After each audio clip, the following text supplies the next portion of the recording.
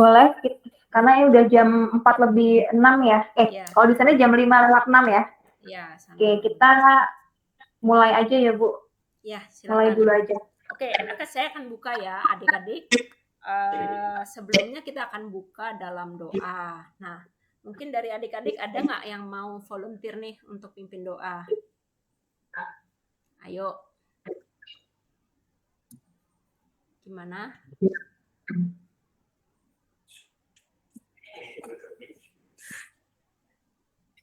Mari kita satu dalam doa, kita berdoa.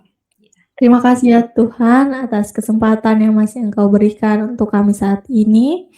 Sekarang kami telah berkumpul di tempat ini untuk melakukan pelatihan Canva bersama. Kiranya apa yang kami belajar hari ini bisa kami pakai untuk masa depan kami. Berkati sebentar Ibu yang akan membawakan materi. Dalam nama Tuhan Yesus, kami sudah berdoa. Haleluya. Amin. Amin. Tadi dengan siapa yang pimpin doa? Melati. Dengan Melati. Makasih Melati. Oke, kita mulai dengan perkenalan ya. Perkenalkan, nama saya Margaret. Saya berdomisili di Jakarta. Saya pernah datang ke Panti Prailiu berapa kali ya, kenal dengan Kak Ivan juga. Pekerjaan saya hotel consultant.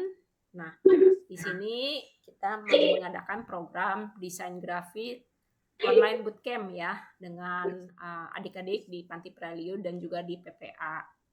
Nah, kebetulan kita di sini untuk materi kita akan dibantu oleh Biok Studio.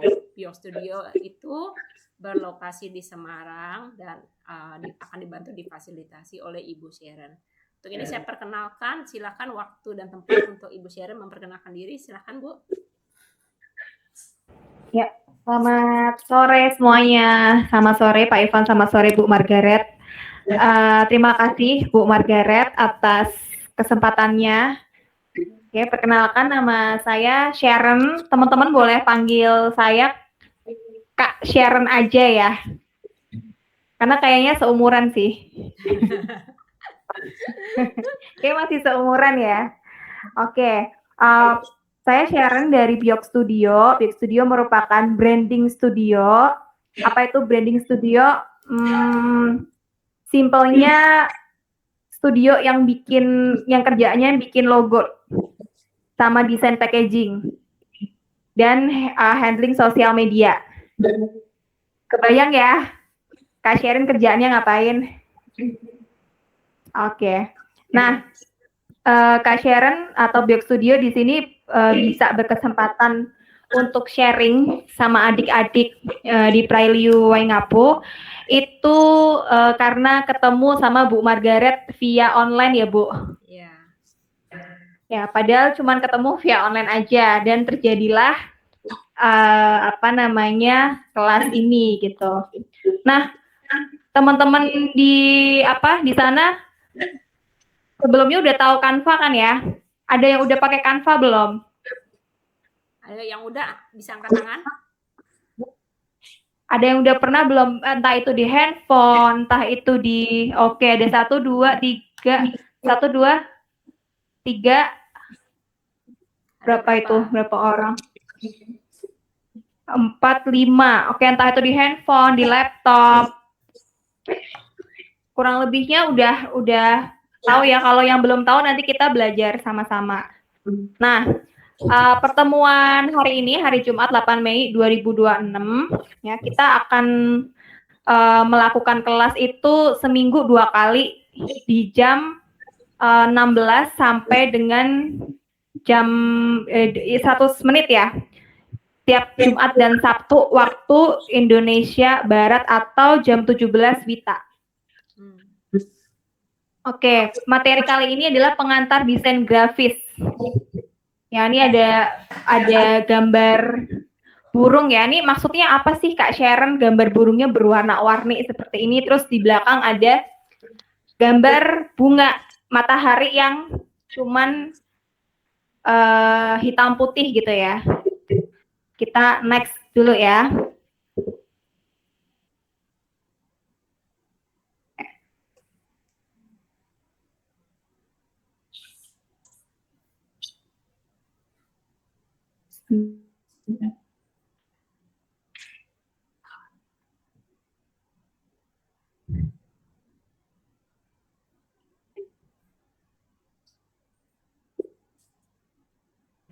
Oke, sorry nih kayaknya macet. Aku harus reshare ulang ya. Tunggu sebentar ya.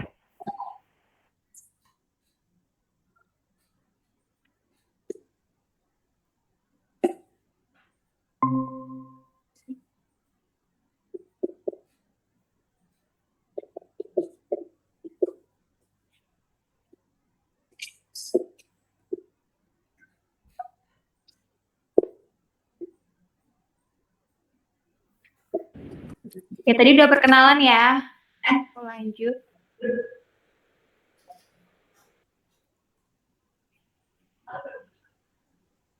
Oke, aku mau tunjuk komting atau komandan tingkat atau ketua kelas. Ada yang mau bersedia nggak? Untuk nantinya ke depan pimpin doa, terus nanti dia tunjuk temennya untuk giliran. Ada yang mau? Nggak ada yang berani? Kalau nggak ada yang berani, Kak Sharon tunjuk ya. Benefitnya apa Kak join komting? Benefitnya dapat poin plus 50. Karena nanti di end graduation atau di kelulusan, itu kalian dari awal sampai akhir harus ngumpulin poin. Yuk, plus 50 nih poinnya. Ada yang mau jadi komting? Langsung udah curi start duluan dapat 50 poin.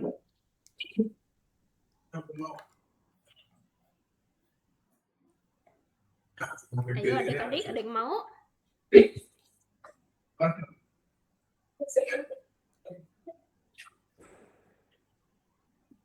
Tuh, ada yang angkat tangan tuh. Silakan, dengan siapa?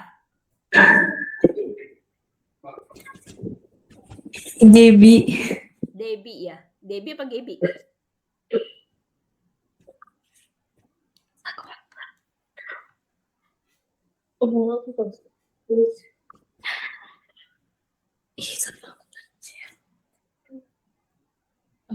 Sepertinya Bu Sharon-nya ada ini ya.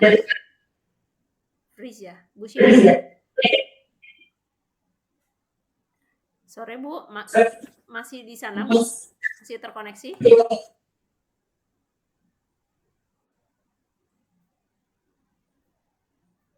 Oke, Bu Sharon-nya sepertinya ada gangguan ya adik-adik. Nggak apa-apa.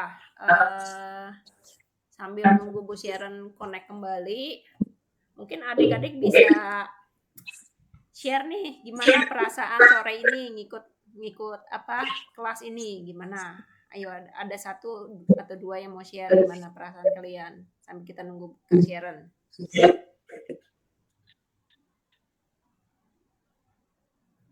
Yo, ada yang mau sharing?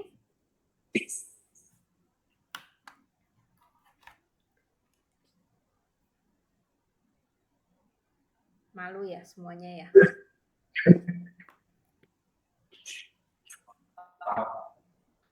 Ini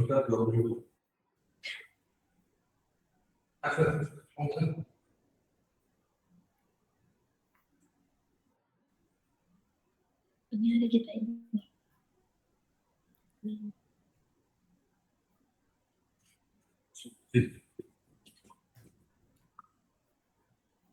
Ci, Ya, ini harus ditunjuk aja namanya siapa.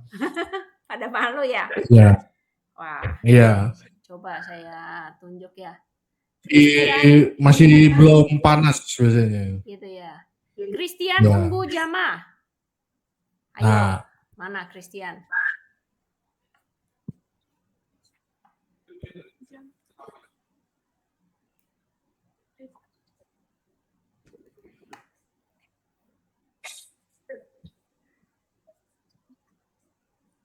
Siapa?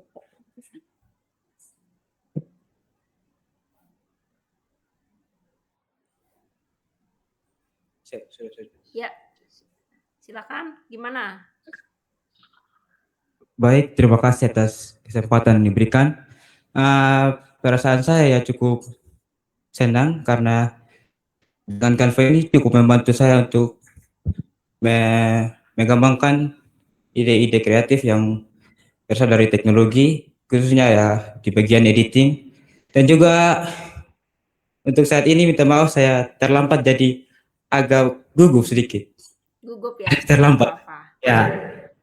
Oke, terima kasih Kristiana. Welcome back Ibu Kak Sharon.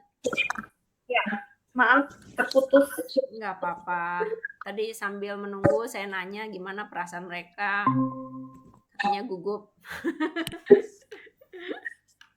Oke, bisa lanjut Kak Sharon. Sama sih sebenarnya. Ya. Oke. Udah kelihatan ya.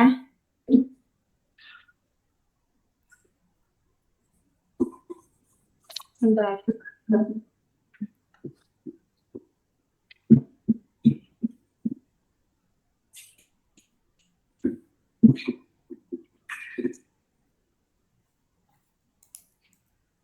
Nah,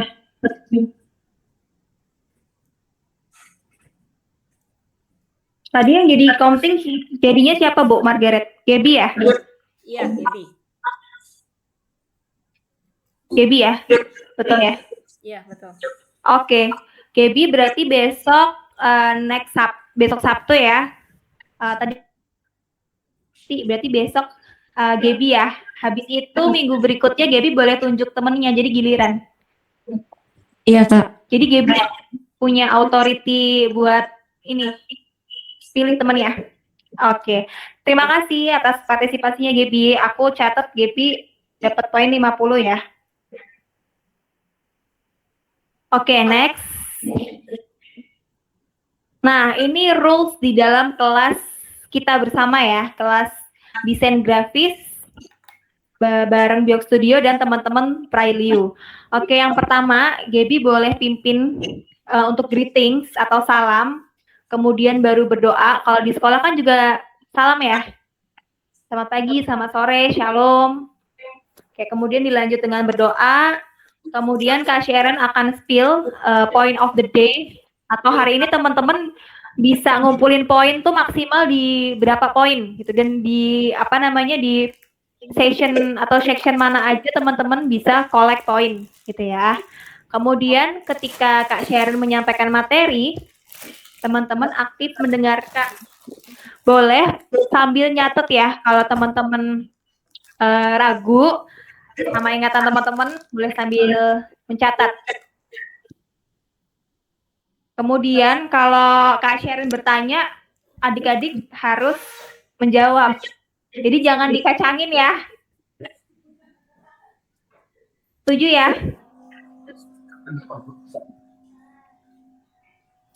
Setuju kah? Setuju.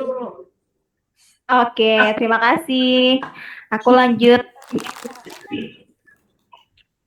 Nah, ini adalah agenda kita hari ini, schedule dan point of the day.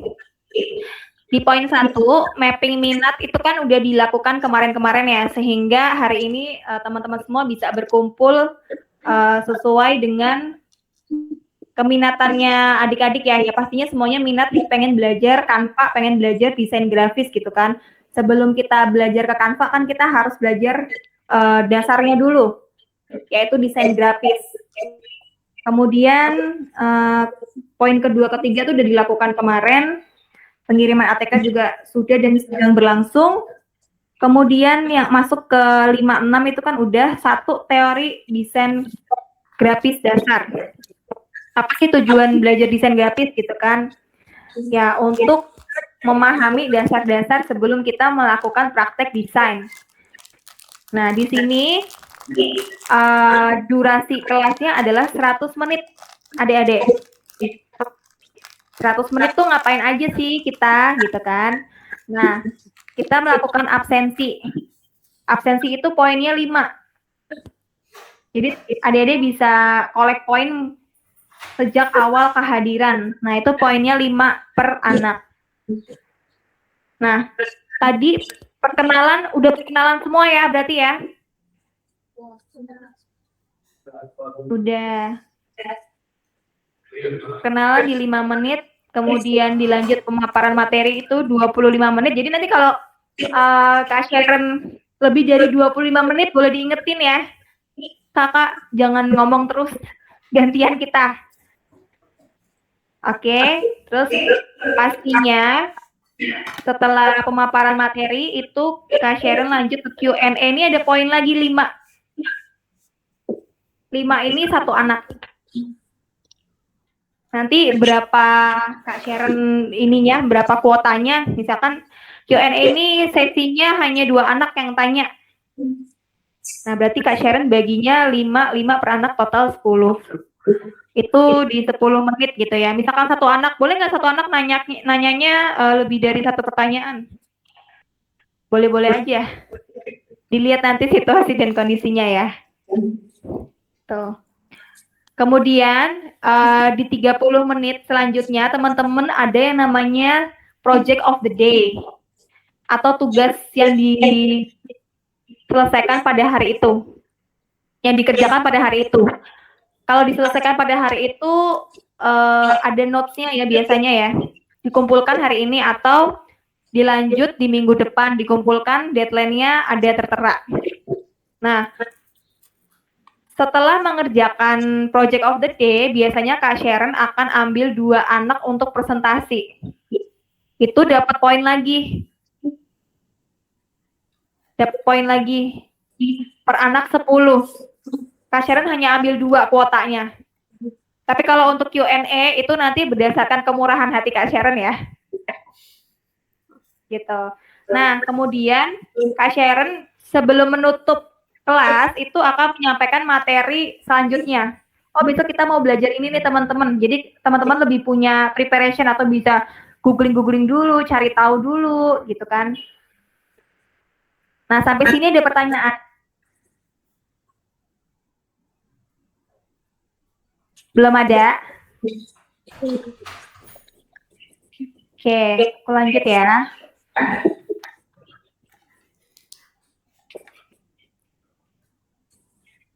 Nah, ini summary atau keseluruhan dari 6 bulan kita mau belajar apa sih? Di bulan Mei itu kita ada belajar 7 materi ya. 1 teori dasar desain grafis, kedua komposisi titik garis bidang, ketiga kita belajar garis, keempat pointillis atau titik, kelima bidang, keenam ruang dan massa, ketujuh perspektif sederhana. Terus setiap 8 kali pertemuan kita adain kuis. Entah itu kuis atau presentasi adik-adik. Kemudian di bulan selanjutnya, oh ini malah udah kuis dan presentation. Ini kuis atau presentasi sih. Kuisnya ujiannya simple-simple kok, nggak seberat ujian di sekolah. Pasti bisa lah teman-teman nanti. Kemudian Mei, Juni kita belajar nirmana 2 dimensi, 2 kali pertemuan. Kemudian nirmana 3 dimensi, itu 3 kali pertemuan. Apa sih itu nirmana, Kak? Nanti kita pelajari bareng-bareng ya. Kemudian ada sketsa susunan benda sederhana, sketsa susunan benda kompleks, kuis lagi. Di bulan Juli lanjut perspektif ruang, kemudian kita belajar tentang warna. Warna ini 2 kali pertemuan ya, kita mengenali warna, campuran warna itu seperti apa. Ke-20 ada tipografi. Ada yang tahu nggak tipografi itu apa? Ada yang tahu nggak? Ada yang bisa jawab? Tipografi itu apa? Ada yang tahu? Itu salah satu elemen di Canva.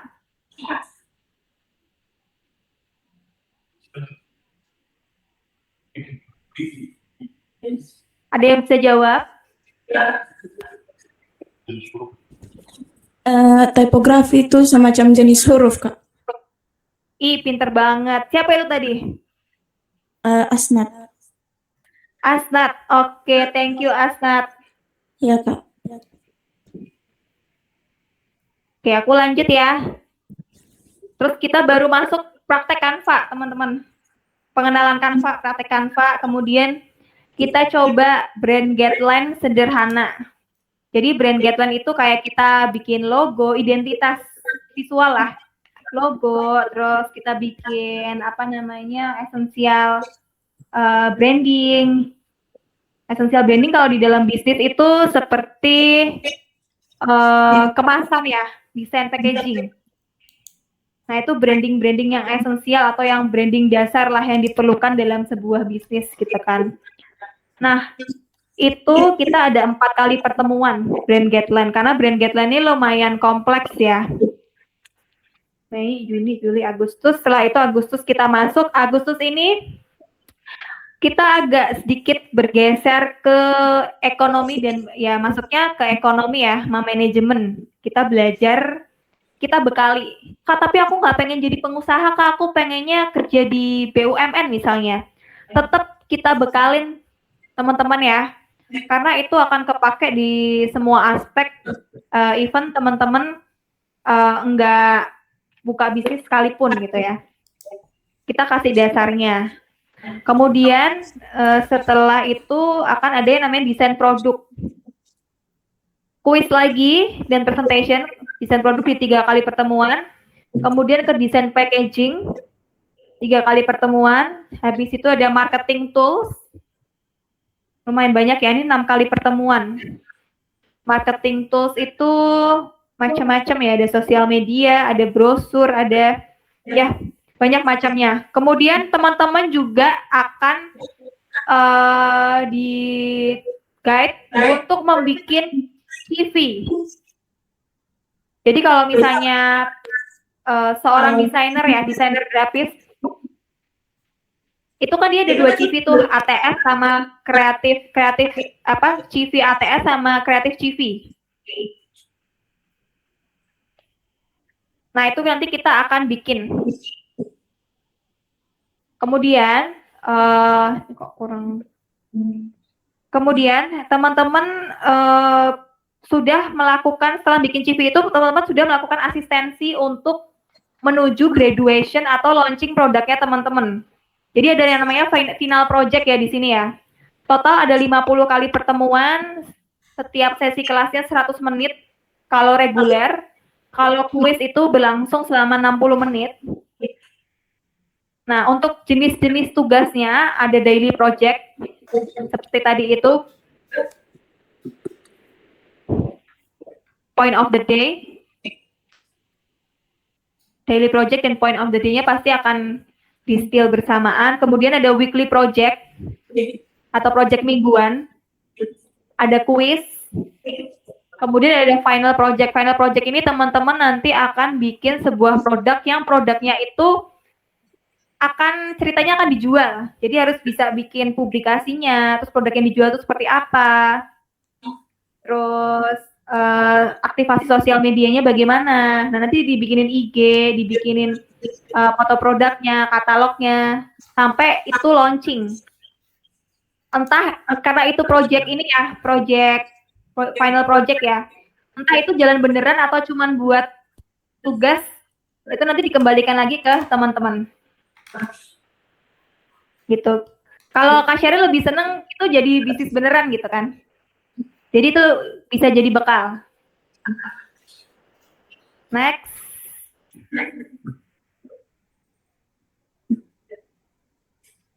Oke, nah ini gimana caranya teman-teman bisa dapat poin di 50 kali pertemuan itu ya. Jadi 50 kali pertemuan itu tuh maksimalnya 1.400. Nah, dikatakan lulus sangat baik itu poinnya ada indikatornya ya, 1.200 sampai 1.400 itu lulus dengan predikat sangat baik, 1.000 sampai 1.199 itu lulus dengan predikat baik, 800 sampai dengan 999 lulus bersyarat, kurang dari 800, mohon maaf teman-teman harus mengulang. Nah, mengulangnya lagi nih nanti diagendakan ya.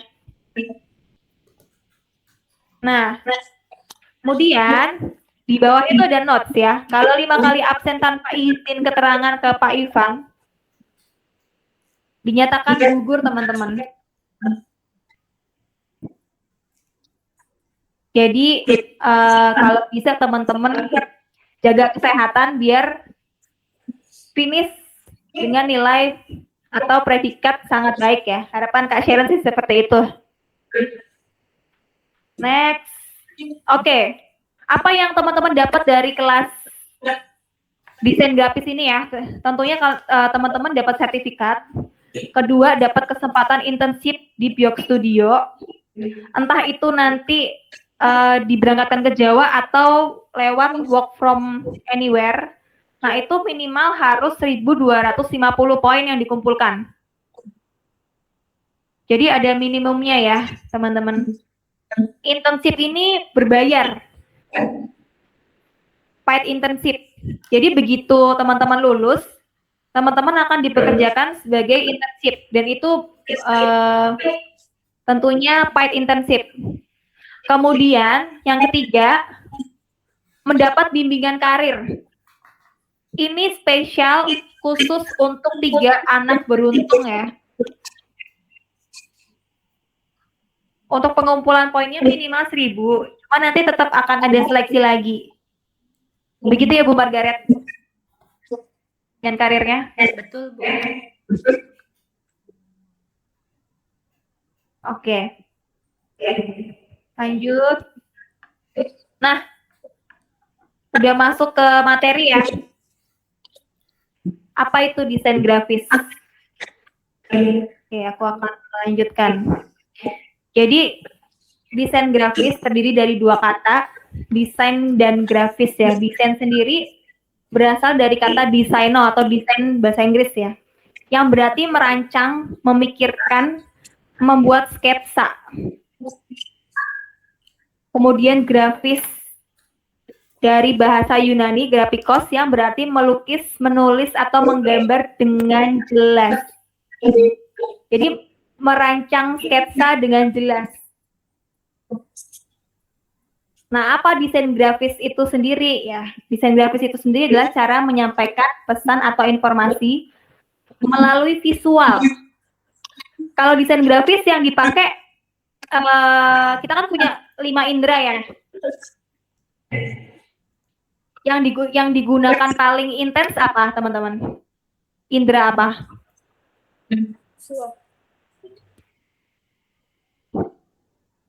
Indera apa?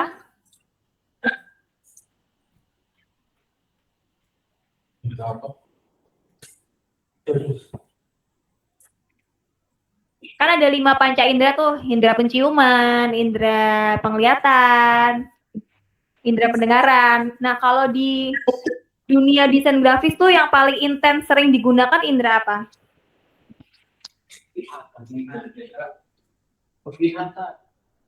Penglihatan, betul. Jadi kalau teman-teman memang merencanakan berkarir atau mendalami desain grafis, aset yang paling dijaga itu mata. Jadi apa ya, caranya melatih kepekaan indera itu dia harus misalkan udah fokus nih nge-sketsa gambar atau menggambar. Setelah itu dia harus diistirahatin, harus ada treatment khususnya. Dulu waktu Kak Sharon kuliah kayak gitu. Karena matanya tuh kan harus tajam, harus punya ketajaman ya, sensitivitas yang tinggi, ngelihat perbedaan warna ini tuh harus dilatih gitu. Itu dulu kalau Kak Sharon zaman kuliah, Kak Sharon background-nya dulu kuliah arsitek. Kok bisa ngajar desain grafis? Itu kan materi DKV, Kak. Bisa, karena kita dapat pembekalannya ya di semester awal.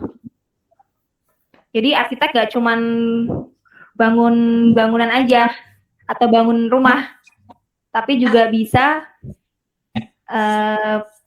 sharing tentang desain grafis atau basicnya kan sketsa gitu.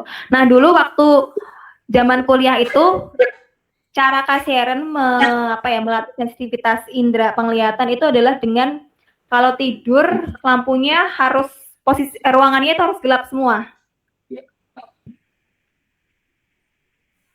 Jadi matanya tuh benar-benar sensitif kayak kucing. Kucing di dalam gelap kan dia tetap bisa jalan. Nah, kalau kita mau benar-benar mendalami atau belajar desain grafis, kita harus melatih sensitivitas mata atau indera penglihatan kita. Oke, jadi desain grafis merupakan atau cara menyampaikan pesan atau sebuah informasi melalui visual seperti gambar, warna, tulisan, atau tipografi tadi yang disampaikan siapa? Asnat. Kemudian tata letak atau bahasa istilahnya di dalam desain grafis itu layout. Agar lebih menarik. Tadi kan di awal ada gambar ini ya, ada gambar burung sama bunga matahari ya. Perhatiin nggak? Yang lebih menonjol apa? Burungnya kan, karena warna-warni.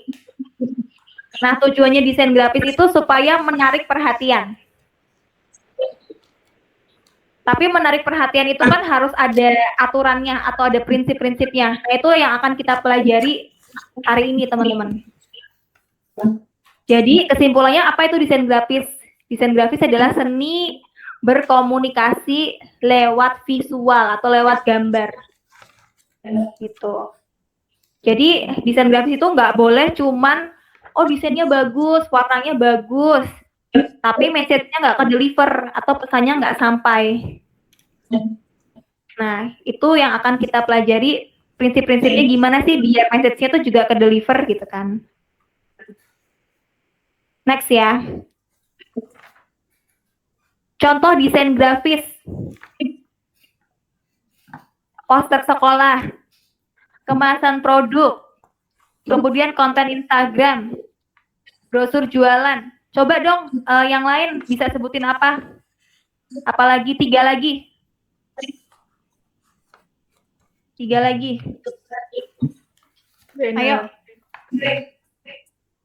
Banner ya, Terus apa lagi? 2 lagi. Logo. Ya? Logo. Logo, benar. Logo ya. Terus apa lagi? 1 lagi. Kok cewek-cewek terus? Cowoknya mana nih?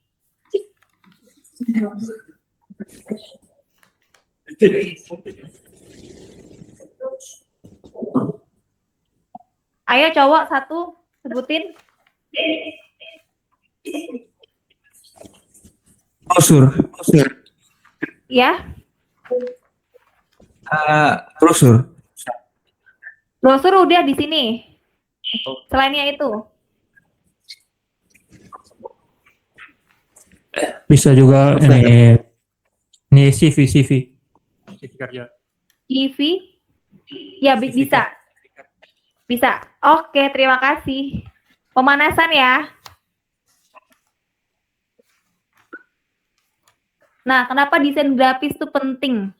Tadi ya, kan tadi desain grafis itu kan dia seni menyampaikan informasi melalui media visual atau secara visual gitu ya. Komunikasi ada 2, teman-teman, secara langsung dan tidak langsung. Kalau langsung teman-teman face to face, kayak teman-teman lagi ngumpul di sana itu face to face, komunikasi langsung. Ngobrol langsung, present, hadir di momen tersebut, di waktu tersebut gitu kan. Kalau komunikasi tidak langsung itu pakai media nih ya. Gambarnya di sini ada media itu. Ada corong ya, kayak corong sama tali. Nah, kalau tidak langsung gimana? Ya melalui periklanan atau melalui media. Medianya apa? Audio, visual, dan perpaduan audio visual. Kalau belajar fisika itu kan kilat dulu atau suara dulu?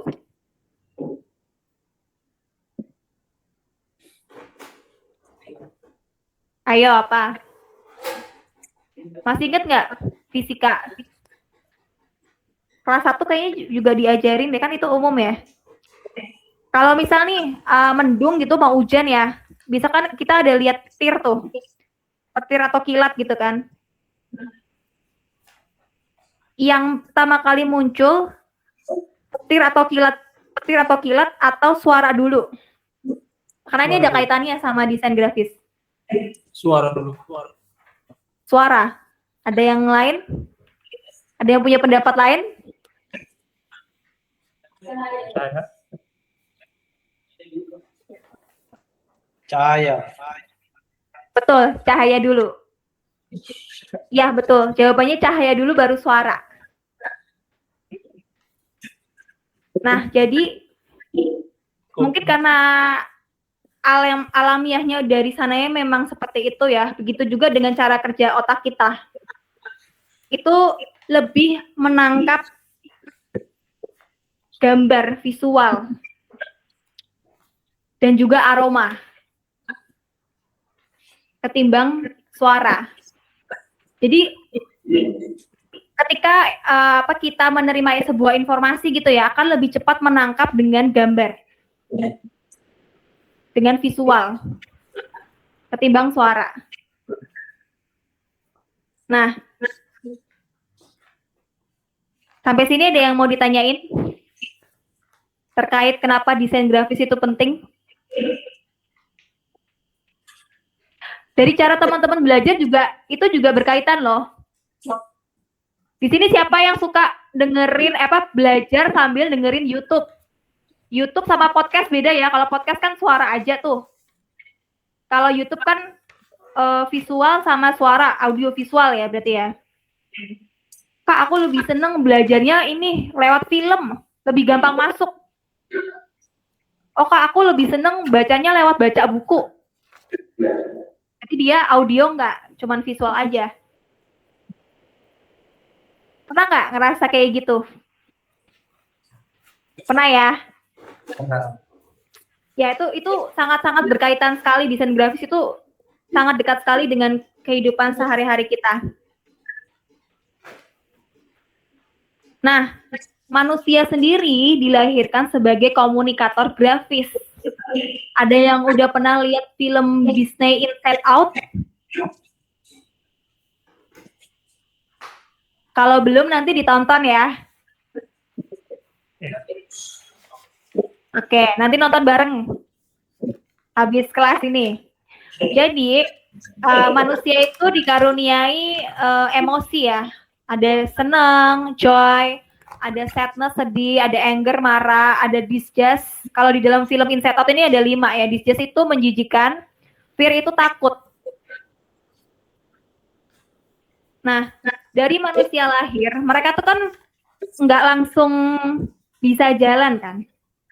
Mereka mulai dari merangkak, mulai dari bahasanya kalau bahasa Indonesia apa ya Bu? Tengkurap. Apa ya? Aku agak bingung. Ya. Ya, mulai dari merangkak baru bisa berjalan. Nah, dulu kita kecil kan belum bisa ngomong ya teman-teman ya. Terus kita mengungkapkan ekspresi kita, cara kita berekspresi, berkomunikasi sama orang tua atau orang di sekitar kita itu kan dengan ekspresi tuh. Makanya kenapa manusia terlahir sebagai komunikator grafis. Grafisnya itu adalah wajah kita melalui ekspresi. Kalau saat ini zaman now apa grafisnya? Layar teman-teman ini kan grafis. Kalau teman-teman beli laptop, ngomong sama Pak Ivan aku harus cari laptop yang VGA, grafisnya buat grafis gini. Nah, grafis itu tampilan atau visual. Kita manusia, teman-teman, itu terlahir punya grafis, yaitu wajah kita sendiri. Jadi wajah kita ini bisa berkomunikasi, bisa bersubtitle gitu ya, lewat ekspresi. Kadang kalau ditanyain temennya, kamu kok sedih? Enggak apa-apa. Tapi kita bisa lihat tuh temennya lagi sedih lewat ekspresi, lewat visual. Jadi cara kita dulu ya, sebelum kita bisa berbicara itu menyampaikan makna, informasi, itu lewat ekspresi, ekspresi wajah, warna hingga bentuk. Itu. Nah, jadi balik lagi ya. Kenapa desain grafis itu sebegitu pentingnya dalam berperan penting dalam kehidupan sehari-hari kita. Ternyata kita tuh memang terlahir sebagai komunikator grafis. Memang secara nature-nya, secara alam tuh kita komunikator grafis. Seperti itu. Sekarang kan udah banyak medianya tuh. Dulu kan kita leluhur-leluhur kita nulis di atas serat tanaman, serat kulit hewan, di atas tanah, di atas batu, seperti itu. Oke, peran desain grafis dalam berbagai bidang. Kalau di bisnis itu tadi ya logo, banner. Kalau di pendidikan apa? Cara belajar. Kenapa kok di biologi, di fisika itu mesti ada di buku pelajaran mesti ada gambarnya, yaitu untuk memudahkan kalian mengenali atau menghafal part gitu ya. Kalau misalkan nggak ada visualisasi atau ilustrasi gambar otak, di sini kan ada gambar otak nih.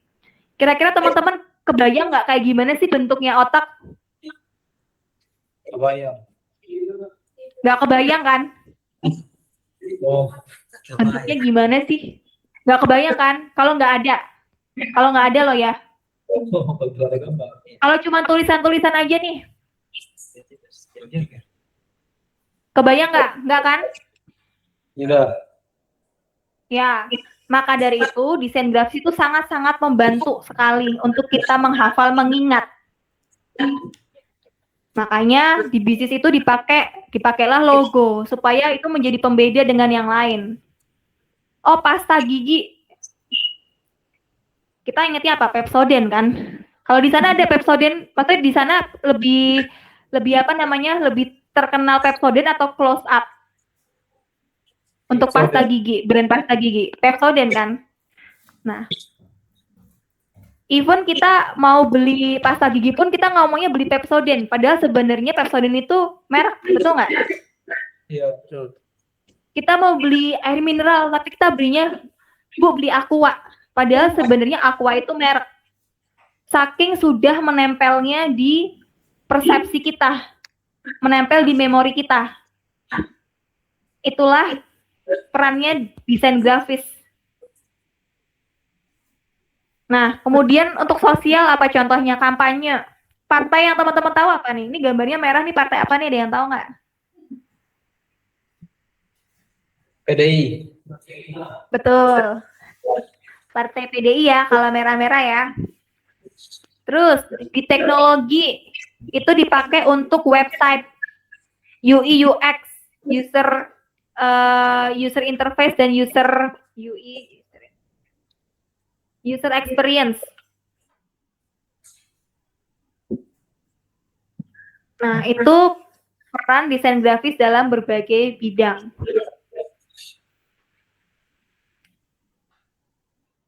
Oke, lanjut. Nah, di sini kita teman-teman mengenali ya gimana sih evolusi desain grafis dari zaman bahula sampai sekarang zaman AI. Zaman dulu desain grafis pertama kali ditemukan itu menurut Wikipedia itu di gua di daerah Lascaux. Ini daerah Prancis ya. Itu zaman Paleolitikum, berarti masih zaman batu, teman-teman. Terus itu warna coklatnya, itu mereka ambil dari mineral mangan.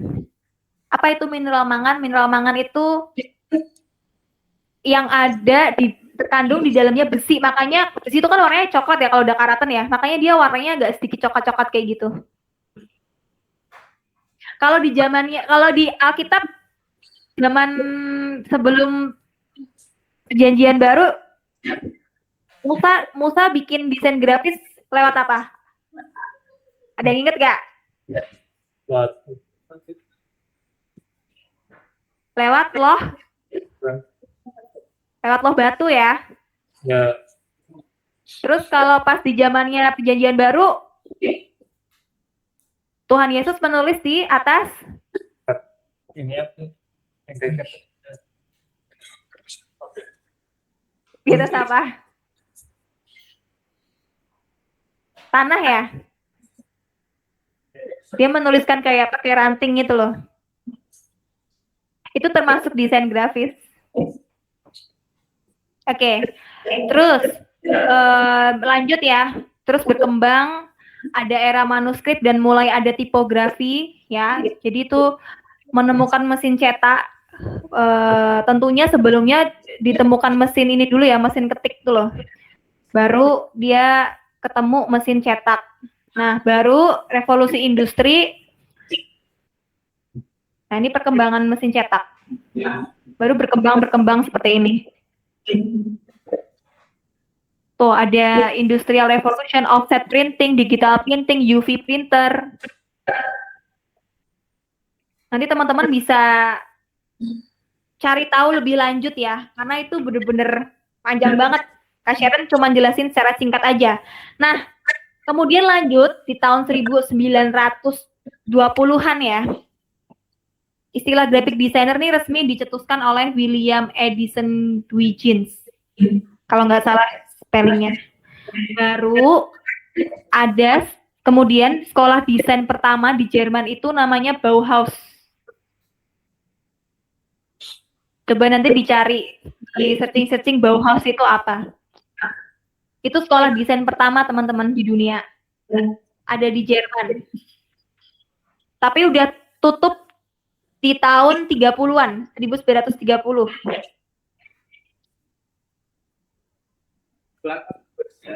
Nah, terus di era Swiss atau style internasional, itu baru muncul namanya typography style. Ada font yang namanya Helvetica, ada namanya Times New Roman, ada serif sans serif. Pernah dengar ya? Jadi itu bukan dikarang, itu ada asal-usulnya. Ada yang ciptain. Terus ada tulisan bold, italic, semacam itu. Nah, kemudian kalau di luar negeri mungkin 1800-an ya, tapi kalau komputer nih yang masih pakai hard disk masuk ke Indonesia tuh tahun 2000-an ya, baru booming. Nah, ini komputer yang masih pakai disket. Kemudian tahun 2000-an muncul Wi-Fi. Di eranya internet, Wi-Fi internet gitu ya. Nah, sampai dengan 2026 nih kita udah zamannya AI. Ada yang udah pakai software AI? Ada. Ada apa? Pakai apa? Gemini. Gemini. Gemini. Oke, lainnya Gemini apa yang teman-teman tahu? ChatGPT. ChatGPT, apalagi? Ini.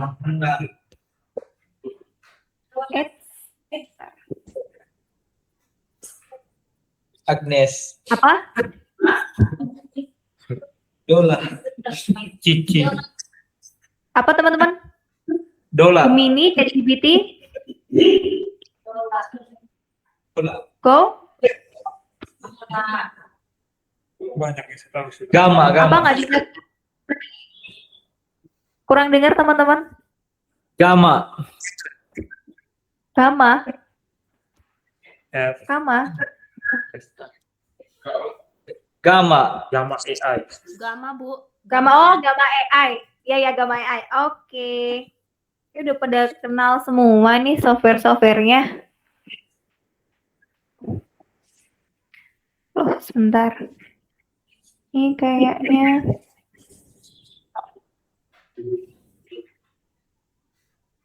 Oke. Terus pertanyaannya, ini agak-agak nyambung ya. Cuman aku pengen tanya aja. Zaman dulu bagaimana orang memvisualisasikan kan di zaman Alkitab itu kan zaman Tuhan Yesus masih dengan murid-muridnya. Itu kan mereka adalah supper tuh perjamuan terakhir. ya kan? Kok bisa muncul visualisasinya seperti ini sampai dengan hari ini ya? Itu ternyata setelah berabad-abad ada seorang seniman yang berusaha memvisualisasikan lewat, jadi dia berimajinasi lihat dari skrip Alkitab. Kemudian muncullah lukisan Last Supper atau perjamuan terakhir seperti ini, yang seperti yang kita lihat sama-sama sampai dengan hari ini ya. Pertanyaan Kak Sharon, nama senimannya siapa? Ada yang tahu nggak?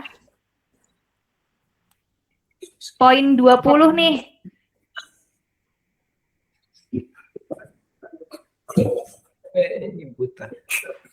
Ada yang tahu?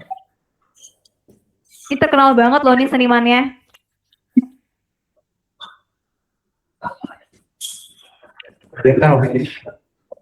Siapa? Boleh googling dulu, boleh pinjem cepet-cepetan. Aturannya raise hand ya. Pak Ivan boleh dibantu ini koordinir. Google. Bisa Google Google. semua ya? Tidak ada. Ya. Dia tinggal Sudah. sampai mati. Tidak ada. Sampai video. Aku kasih waktu 3 menit deh. Cari tahu siapa. Yang lukis itu yang begitu nasi terkait itu wanita gambaran yang barang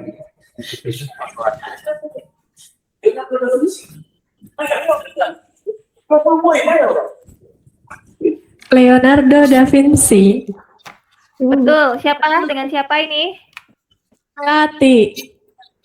Melati. Oke. Tadi yang dapat poin baru Gebi sama Melati ya. Terima kasih. Oke. Kenapa Kak Sharon dorong teman-teman untuk mengenali tokoh-tokoh seniman desain yang berkaitan dengan desain grafis supaya teman-teman kebayang nih. Oh, ternyata zaman dulu tuh cara mereka berkarya tuh seperti itu. Jadi memvisualisasikan lewat teks. Akhirnya muncullah lukisan seperti yang kita lihat sampai dengan hari ini, dengan kalau sekarang udah bermacam-macam versinya ya. Oke, hari ini udah kenal Leonardo da Vinci. Besok-besok harus kenal lebih banyak lagi ya tokoh-tokoh seniman dan graphic designer ya. Nah, ini adalah jalur atau university path atau arah teman-teman misalkan hari ini mau belajar, memang mau mendalami desain grafis dan next akan lanjut ke universitas. Ini ada peluang-peluangnya. Yang paling general atau yang paling umum ya, teman-teman bisa ambil ilmu komunikasi. Itu kaitannya bisa lebih lebar lagi karena dia memang lebih general, lebih umum. Kalau mau spesifik ke desain aja, bisa masuk di kafe.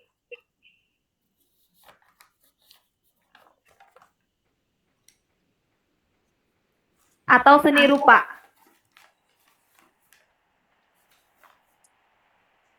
Kemudian kalau mau lebih spesifik lagi, bisa di bidang fashion. Jadi hari ini teman-teman belajar desain grafis itu akarnya bisa ke arah ilkom, DKV, seni rupa, fashion design. Ini ada hari ini yang kita pelajari sampai dengan besok 6 bulan ke depan adalah dasarnya. Dan itu bisa dilanjutkan ya, bisa terintegrasi ke beberapa path atau jenjang karir gitu ya. Kemudian lebih spesifik lagi, kalau ada universitas yang memang spesifik di produk desain tuh kayaknya di Bandung ada. Kemudian web designer, UI UX, atau arsitek. Kalau arsitek khusus bangunan ya. Jadi dia mempelajari ada fisika, apa segala macam. Udah kebayang belum nanti mau jadi apa?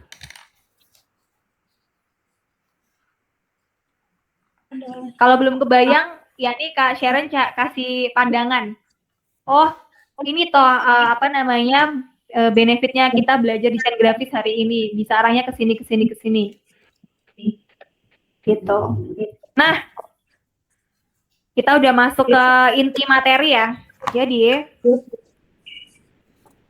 tadi kan kita udah belajar desain grafis ya. Boleh nggak coba diulang tadi pengertian desain grafis apa? Satu anak aja. Cowok ya, dari tadi kebanyakan cewek. Apa itu desain grafis secara singkat, satu kalimat aja?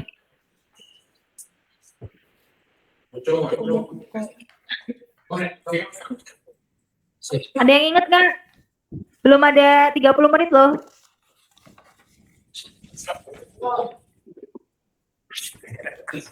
Seni atau alat komunikasi? Ya, seni atau alat komunikasi secara Visual. betul. Siapa namanya? Herman. Herman. Oke.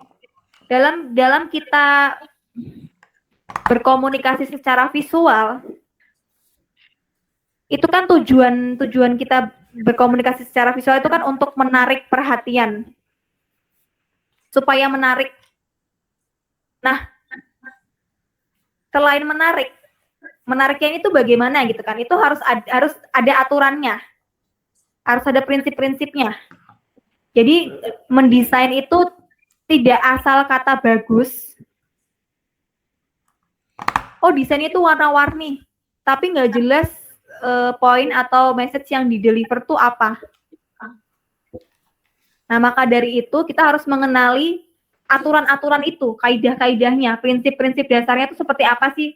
Desain tuh yang bisa dilihat enak, pesannya kita ngerti, informasinya kita ngerti dengan jelas. Itu tuh yang gimana sih aturannya? Kalau desain sendiri dikatakan bagus, desain tuh nggak ada yang bagus atau jelek ya teman-teman ya, karena itu semua tergantung preferensi masing-masing. Nah, terus gimana Kak Sharon, kok nggak ada yang bagus, nggak ada yang jelek? Yang paling terpenting apa? Desain itu satu, enak dilihat, kedua, informasi yang disampaikan itu kita paham, clear, atau tersampaikan dengan jelas.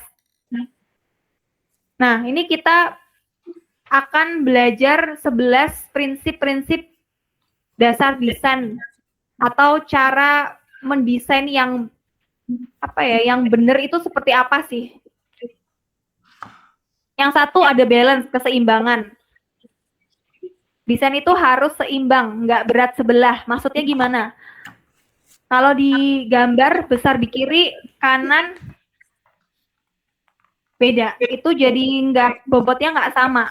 Nah, dua tipe prinsip balance di dalam desain tuh ada dua ya, simetris dan asimetris.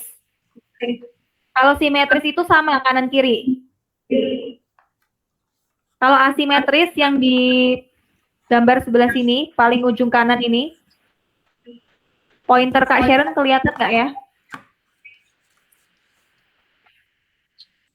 Nggak kelihatan. Oh, nggak kelihatan. Oh, udah. Dia hilang jadi. Ini udah ya?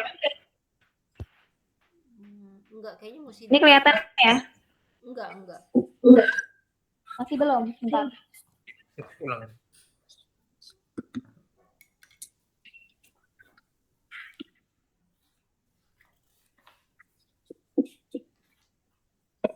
Ini kelihatan ya? Ya, udah. Oke. Nah, ini yang asimetris. Yang ini yang simetris. Kanan kiri sama bobotnya. Sebelah sini persegi panjang, sebelah sini persegi panjang. Kalau asimetris aturannya supaya enak dilihat, misal di sini ada persegi panjang, di sini ada segitiga. Ya, di sebelah kanannya jangan dikasih lingkaran. Kita kasih satu elemen yang ada di sebelah kiri. Elemen yang sama. Untuk menyeimbangkan. Oke. Next. Nah, kemudian ada kontras di dalam sebuah, bisa nih contohnya poster ya atau PPT lah yang Kak Sharon tampilkan. Tadi kan di awal tuh kan Kak Sharon ngajak kasih gambar burung yang warna-warni sama bunga matahari yang warnanya cuma hitam. Ya, untuk ngasih perbedaan, untuk memberikan perhatian atau fokus ke burungnya. Itu fungsinya kontras. Biasanya kalau di icon software editor itu dia ikonnya kayak gini ya, matahari.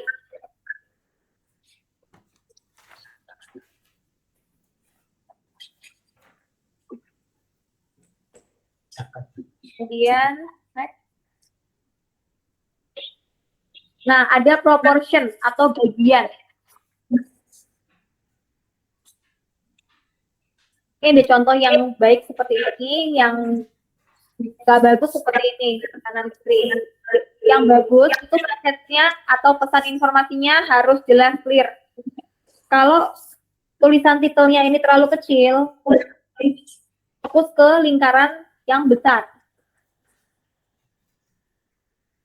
Jadi proporsinya harus diatur. Elemen-elemennya yang terdapat di dalam sebuah lembar atau kanvas itu harus sesuai ya, besar kecilnya.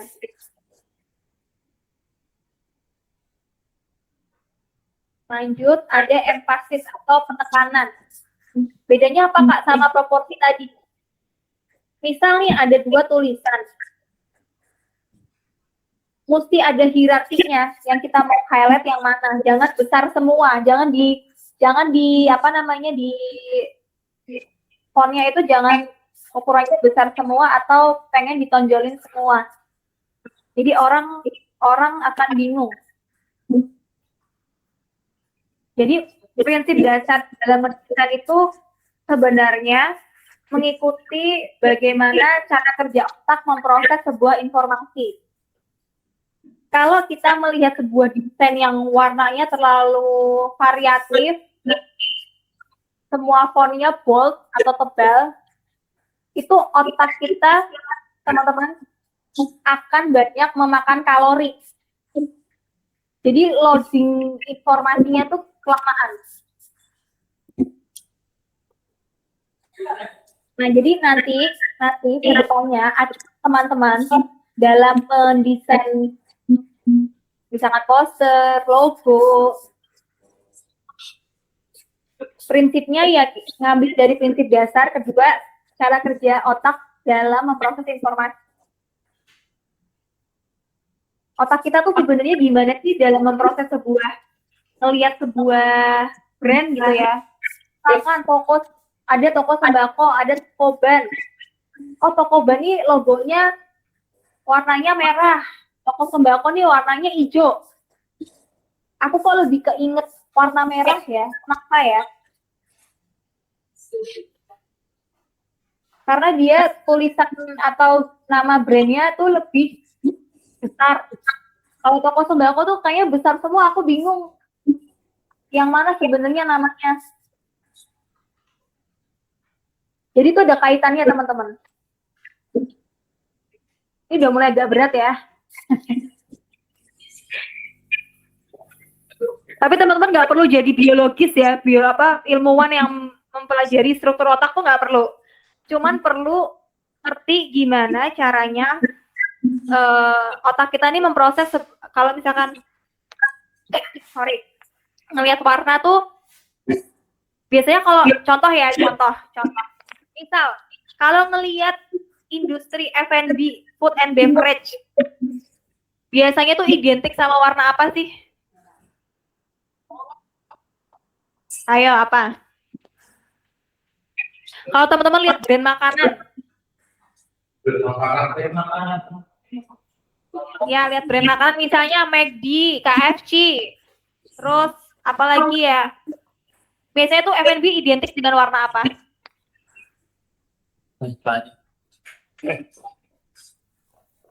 Merah putih. Merah. Ya betul, merah. Terus apa lagi? Kuning. Kuning, betul. Satu lagi. Biru. Kalau biru, biru itu kan aqua ya, air mineral ya. Dia secara psikologi lebih identik ke hygiene. Jadi makanya kenapa brand-brand kompetitornya warnanya biru muda kayak Le Mineral. Hijau. Betul, hijau. Ya, hijau biasanya hanya sebagai aksen. Atau biasanya hijau itu lebih ke makanan tradisional. Sampai sini ngerti maksud Kak Sharon ya, kenapa kita harus selain kita acuan dalam mendesain itu kita ngerti prinsip-prinsip dasar, kedua kita harus ngerti bagaimana cara otak memproses informasi. Oke, semoga teman-teman nggak bingung ya. Next, ada namanya hierarki teman-teman. Nah, hierarki ini tuh kayak tingkatan ya. Tingkatan ada yang kecil, sedang, besar. Tingkatan itu juga contohnya kalau di kelas ada ketua kelas, wakil ketua kelas, ada guru, ada kepala sekolah, ada murid biasa. Sama di desain juga seperti itu. Nah, kalau masuk ke Canva itu kan pasti di bagian apa namanya? Bagian teks itu kan ada 3 pilihan tuh. Ada heading, judul, subheading, kemudian isi. Nah, bagaimana menentukan ukuran-ukurannya Kak untuk hierarkinya? Apakah kita kira-kira aja? Apakah ada aturannya? Nah, sebenarnya ada kaidahnya, ada aturannya. Biasanya itu pakai metode golden circle. Apa itu golden circle? Besok Sabtu kita akan bahas. Teman-teman nanti malam boleh cari tahu dulu. Biar besok bisa dapat poin. Nah, kalau kayak Kak Sharon dan tim ya, kalau disuruh pakai golden circle, bikin PPT ini bisa kelamaan. Karena udah terbiasa, kita sekarang kira-kira aja. Contoh, misal judulnya, ini contoh aja ya, misalkan judulnya ukurannya, headingnya itu 50, berarti subheadingnya kita kurangin 10. Begitu juga kelipatan ke bawahnya atau ke atas. Itu kita ambil cepatnya aja. Tapi kalau ngikutin kaidah yang sampai seperti ini, apa segala macam itu kita pakai biasanya kalau mau bikin desain baliho, desain tayang ke mana namanya ke bioskop. Nah itu proporsi itu pakai metode golden circle itu sangat penting, sangat membantu lah supaya enak dilihat mata. Kemudian ada repetisi, ritme atau repetisi.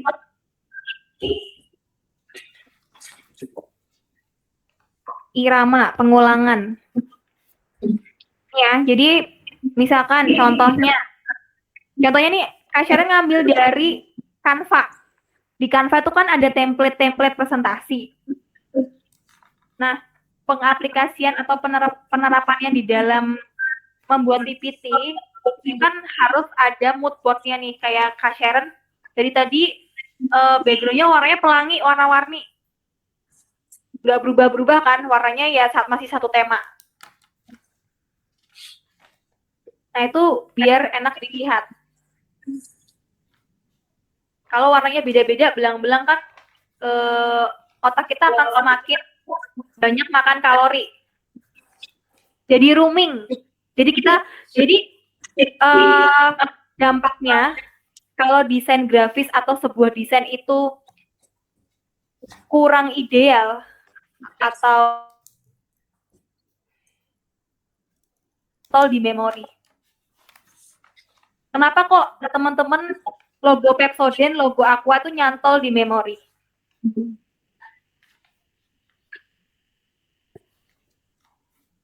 Karena apa? Yang pertama yang jelas karena teman-teman sering lihat. Karena itu hal Apa yang hampir setiap hari teman-teman lihat kan. Makanya ingatnya kalau beli air mineral pasti Aqua. Padahal sebenarnya mineral itu, padahal sebenarnya Aqua itu nama brand ya, bukan ini apa namanya, bukan Isinya. ya, nama brand lah istilahnya. Biasanya sih Sama kayak Irama dan nah di sisi kiri ini yang bagus, yang ideal. Ini sebenarnya bahasanya ideal sih, bukan bagus atau jelek ya, ideal. Yang kanan ini yang kurang ideal. Jadi warna biru ini digunakan sama warna hijaunya digunakan konsisten.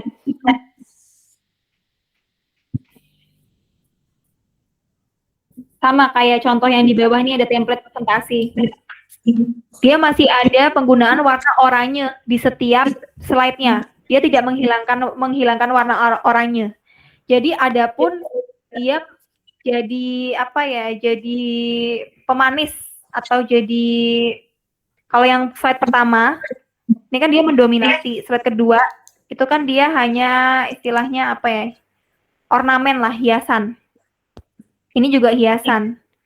Yang ketiga ini apa, white space, blank space lah, supaya nggak bosen. Ada satu yang dia nggak ada warna oranyenya, tapi yang lainnya ada. Di ending slide ditutup lagi dengan warna oranye yang mendominasi, supaya tuh refreshing lagi. Dia habis lihat abu-abu, terakhirnya ditutup dengan yang refreshing. Oke, pattern atau motif ya. Kalau di sini ada contohnya motif batik sama nih motif abstrak. Kalau di sehari-hari sana, teman-teman, ya motif yang sering dilihat motif apa?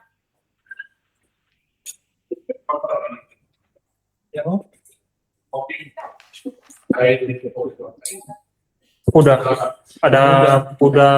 ada ayam, orang Ya, motif kuda, motif ayam, ada orang, ya. muli, udah Kuda. Kalau di Ada. NTT itu tenun ya, Pak Ivan? biasanya di kain tenun.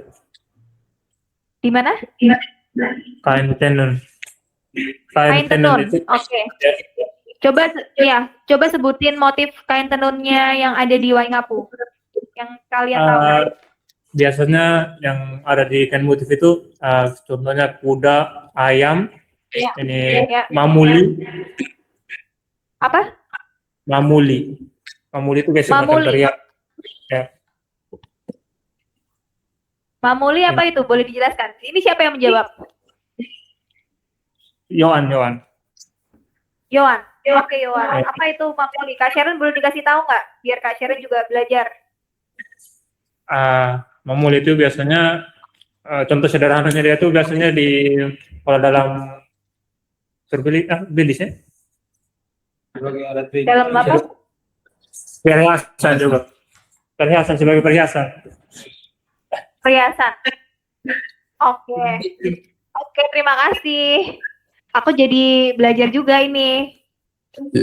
Ini Kak, Ya. Mamuli itu lambang perempuan. Jadi sebenarnya oke.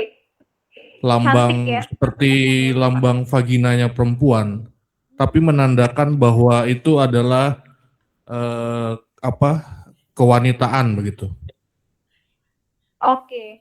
Feminim lah. Lebih kepada keibuan begitu. Oke. Nanti coba Bu Sarah aku coba searching. bisa cek ya. Lambangnya seperti itu.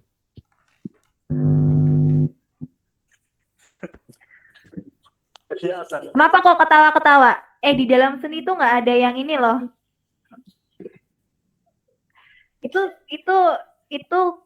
jadi dulu itu aku mau share sedikit ya tentang mamuli ini ya, atau organ kewanitaan ini ya.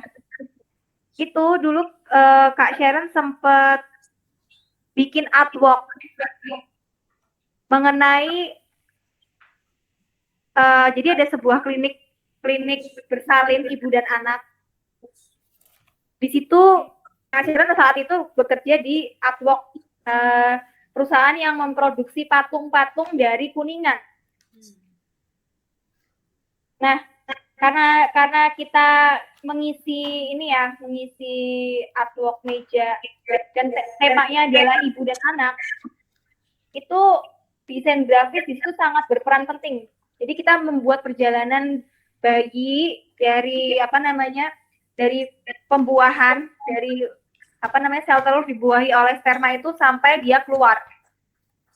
Jadi ada artwork yang bentuk pamuli. Jadi di seni itu nggak ada yang saru atau porno ya teman-teman. Jangan ketawa-ketawa loh. Karena itu ilmu. Oke. Aku lanjut ya. Oke. Nah, ini ada namanya unity atau kesatuan. Ini yang ideal, ini yang nggak ideal. Kesatuan. Jadi event itu lingkaran besar, lingkaran kecil, tapi dia warnanya sama. Seragam. Jadi satu kesatuan. Oke. Kemudian ada movement. Oke. Bagaimana sebuah desain itu mengarahkan atau memberi informasi. Contohnya tadi ya PPT yang ada PPT kita bahas evolusi tentang desain grafis itu kan kita mengarahkan dari tahun berapa ke tahun berapa. Nah, itu namanya movement atau sebuah alur. Dari besar ke kecil. Dari ini yang enggak ukuran ideal, yang besar, kecil, besar. Nah, ini ada keberagaman. Oh, kalau beragam tuh seperti ini toh.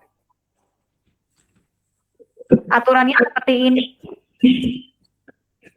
Ada lingkaran, ada bujur sangkar. Kalau di dalam desain grafis itu dasar bentuk itu nggak ada yang namanya persegi ya teman-teman. Kita sebutnya bujur sangkar. Event itu persegi panjang. Ada lingkaran lagi, ini ada lingkaran 2, bujur sangkar itu 2 kecil-kecil. Nah, ini variat ini juga harus dipertimbangkan pengulangan atau ritmenya ya. Nah, kalau kayak gini dikatakan variety, ini bukan variety ya. Ini lebih ke unity. Oke, tadi kan di presentasi yang sebelumnya, bentar aku balik lagi. Ini white space ya. Pentingnya white space apa? Supaya tidak bosan. Jadi nggak semua gambar terus. Kalau dalam sebuah presentasi itu kebanyakan gambar atau tulisan, tadi otak akan banyak memproses informasi, jadi akan banyak bakar kalori. Orang nggak akan ingat. Jadi nggak boleh terlalu simple juga nggak boleh, karena nanti message-nya nggak ke-deliver. Terlalu over explain juga nggak boleh. Over explain itu terlalu banyak penjelasan. Ini yang ideal, ini yang kurang ideal. Jadi harus ada white space itu diperlukan. Oke, sampai sini ada yang mau bertanya. Ini ada 5 poin. Silakan. Sebelum kita masuk ke project of the day. Aku izin minum dulu ya.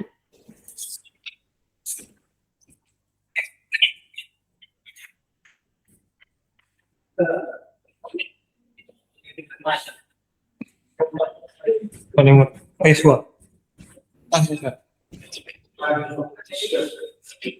yang mau bertanya?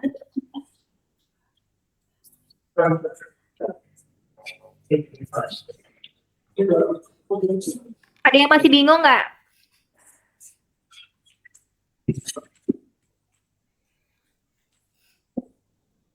Kalau nggak ada yang bertanya, Kak Sharon yang bertanya.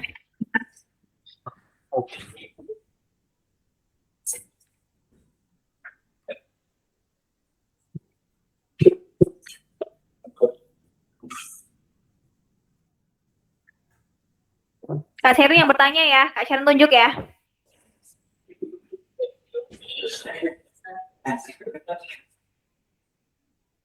Coba Ian. Ian yang mana? Oke. Ian, boleh sebutin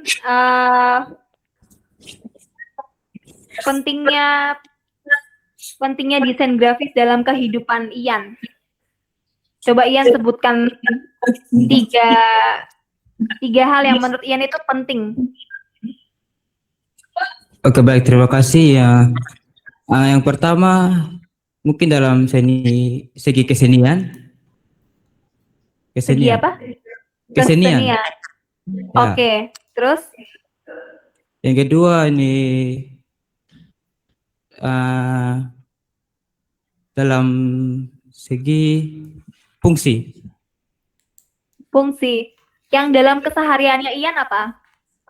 Ian butuh desain grafis itu dalam kehidupan sehari-hari.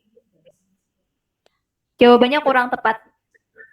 Yang dalam sehari-harinya Ian.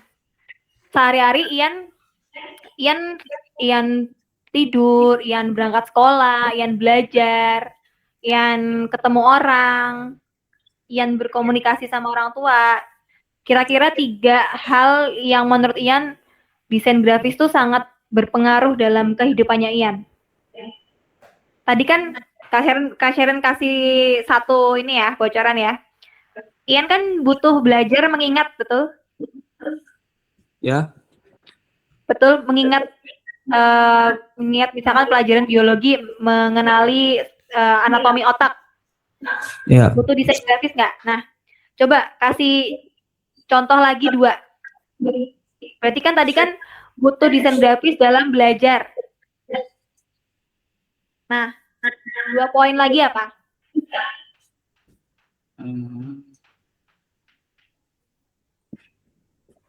Ini segi ketertarikan. Ketertarikan dalam hal ini menyampaikan sebuah pesan melalui sebuah gambar atau ilustrasi. Oke, betul. Contohnya itu melalui sebuah banner atau logo. Oke. Oke deh. Coba yang lain. Perempuan boleh. Niko.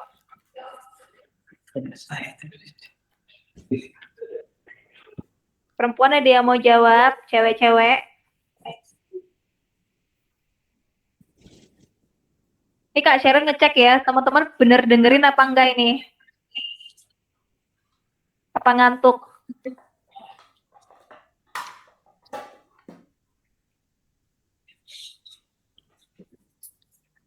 Cewek-cewek dia mau jawab?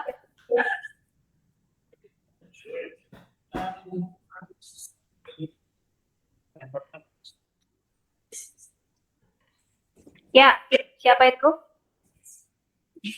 Perkenalkan, nama saya Asnat. Ya, Asnat. Oh ya, oke.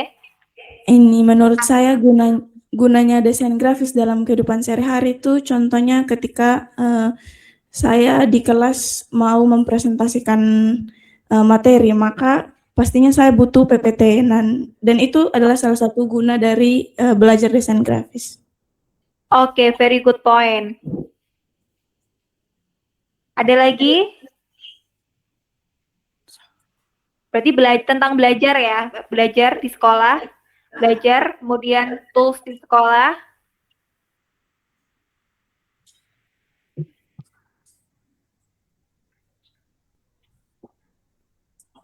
Ada lagi? Contoh lagi kalau misalnya kita mau buat produk, pastinya butuh ini posting-posting di media sosial. Nah, itu juga termasuk dalam manfaat belajar desain grafis.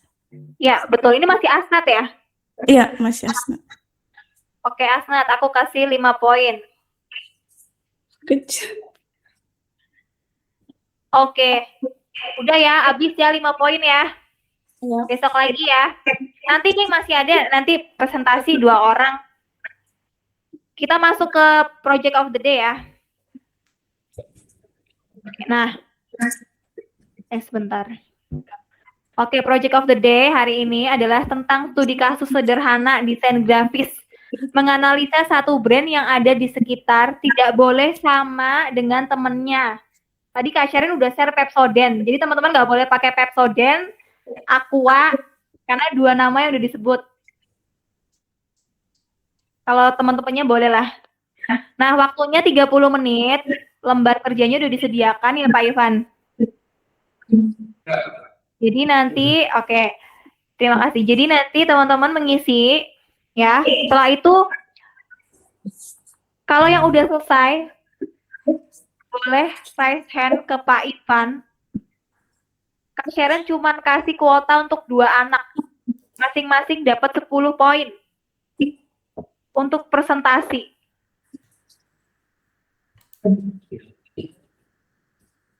Dan tugas ini dikumpulin hari ini ya.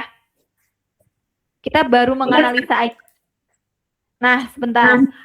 Kak Sharon, oke, ini lembar kerjanya ya. Jadi tulis nama, nama brand, jenis brandnya tuh apa? Contoh, nama brand Pepsodent, jenis brand. Berarti kan itu kan produk FMCG atau lebih sederhananya pasta gigi gitu kan. Usia target pembeli anak muda, ibu rumah tangga, bapak-bapak umum. Berarti kan kalau pasta gigi itu kan umum ya. Komponen yang dianalisa, logo, lampirkan logo di print dan dijadikan satu file. Nanti ini bisa dikirim ke WhatsApp aja. Nggak usah di print. Kemudian ada berapa warna dalam logo brand tersebut. Kalau Pepsodent itu kan tadi 2 kan, biru sama merah. Merahnya cuma jadi aksen aja. Urutkan hierarki warna yang mendominasi logo brand tersebut. Nah, ada warna utama, primary color, ada secondary color atau warna kedua. Kemudian ada warna ketiga. Kalau ada warna ketiga, cantumin. Kalau nggak ada, boleh dikosongin. Kemudian ada warna yang keempat. Misalkan dia ada komponennya kecil-kecil warnanya. Kalau ada, boleh dicantumin ya. Kemudian di lembar kedua, apa kesan warnanya? Ceriakah, mewah. Kalau Pepsodent tadi kan biru sama merah itu kan dia identik dengan, coba nanti sambil, kalau ada itu sambil di googling ya. Kalau biru itu kan identik sama hygiene ya, atau higienisitas. Nah, merahnya tuh apa? Jadi terkait dengan psikologi warna. Tapi yang sesuai dengan produknya ya. Misal biru itu psikologi warnanya memberikan ketenangan, higienisitas. Ya kalau brandnya Aqua ya lebih cocok, lebih fit dengan higienisitas, bukan ketenangan. Jadi disesuaikan dengan jenis produknya itu apa. Terus berikan pendapatmu mengenai visual logo dari brand ini. Kelihatan murahkah, kelihatan premiumkah, ramah keluargakah, atau kekiniankah? Nah, teman-teman harus belajar belajar terampil dalam mengungkapkan pendapat. Kan tadi kita mau jadi desainer grafis, kita harus terampil juga di dalam typografi. Nggak cuma visual sketch aja. Gitu. Oke, sebelum memulai mengisi ini, coba sebutin dari yang paling depan ini siapa? Depan kiri ini siapa? Kak Elia. Siapa?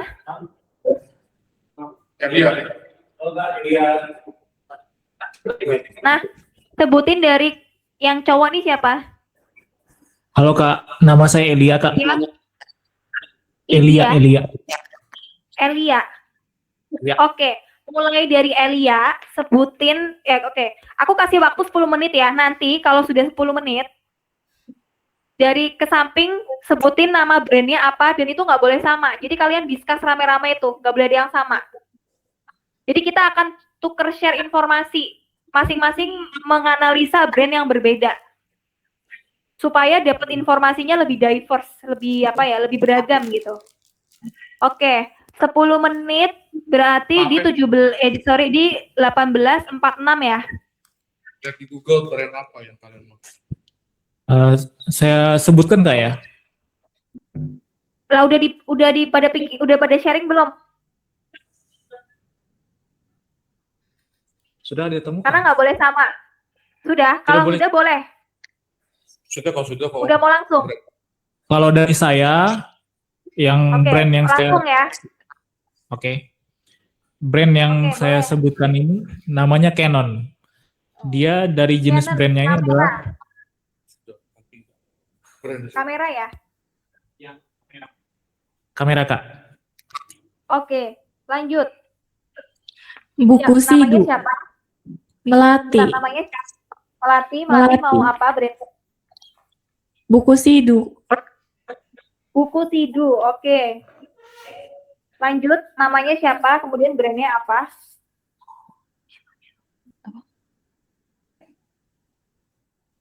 Melo. Apa? Perkenalkan nama saya Gaby. Gaby. Brandnya Oke, Melo. Gaby Milo. Susu ya? Milo. Iya. Milo. Lanjut. Lihat di Google brandnya. Atau ada yang pikiran. Perkenalkan nama saya Asnat, brandnya Lays. Lays, keripik ya? Iya. Makanan. Oke, lanjut.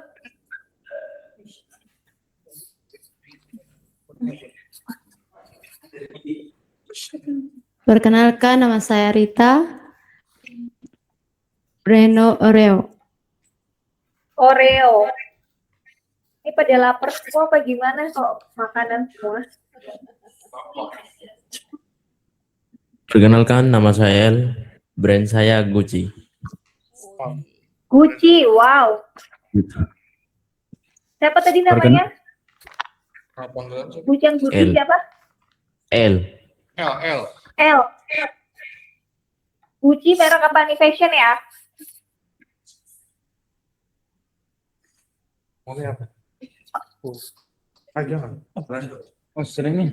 Selain aku tidak boleh. Aku sama website tidak boleh.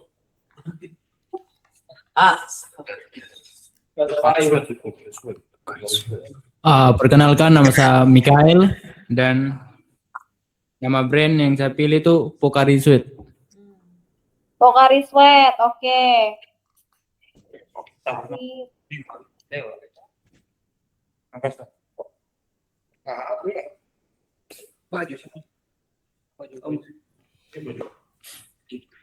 Perkenalkan, nama saya Herman, brand yang saya pilih Nike. Nike, nice. Lanjut. Perkenalkan, nama saya Ian. Terus band yang saya pilih adalah Adidas. Adidas. Ini karena duduk sebelahan ya. Jadinya Nike, Adidas.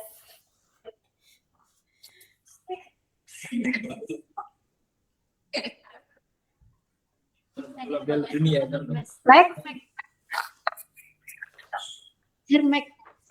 Hermes ya. Perkenalkan nama saya Frelin. Brand yang saya pilih Hermes. Oke, Hermes. Hermes. Tahu ini. Fashion ya. Fashion and bag. Oke, next. Perkenalkan, nama saya Yosua, Siapa? brand yang saya pilih Denko. Denko. Oke, Kak Syirah kurang dengar. Joshua tadi. Joshua, oke. Joshua Denko.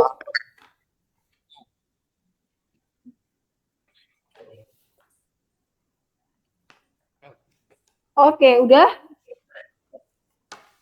Perkenalkan nama saya Cornelia. Hmm? Ini brand yang saya pilih itu ini Indomie. Indomie. Ya. Ya, kamu udah lapar ya. Perkenalkan, nama saya Yani. Brand yang saya bikin adalah KitKat. KitKat. Oh, KitKat. Kit atau KitKat? KitKat. KitKat. KitKat coklat ya. Oke. Sudah semua? Belum. Perkenalkan, nama saya Ita. Ya. Ita. Ya. Nama brand Mau apa? Wardah. Wardah kosmetik ya. Oke, udah Perkenalkan, nama saya Adervin. semua. Hadirvin. Brand yang saya pilih Silver Queen. Silver Queen. Oke. Ada lagi? Perkenalkan, nama saya Camelia. Nama brand yang saya pilih Skin TV. Scientific. Skincare ya.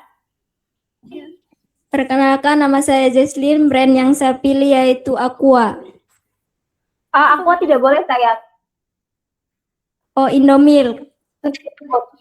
Ya. Indomilk. Indomilk susu ya.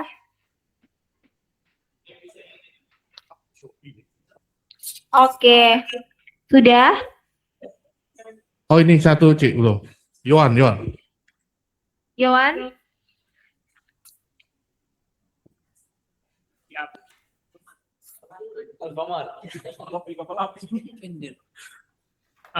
Brand yang saya pilih kopi kapal api. Oke, kopi kapal api. Kapal api. Sudah semuanya? Kapal api. Sudah ya? Oke. Kalau sudah? Sudah. Kalau sudah, boleh dikerjakan. Waktunya 30 menit, sebenarnya kelamaan ya. Itu kan cepet ya, 30 menit. Berarti di 18.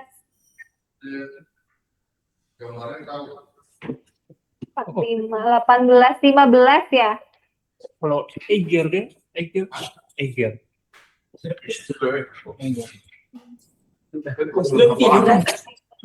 Waktu. Tiga pikiran di situ, no?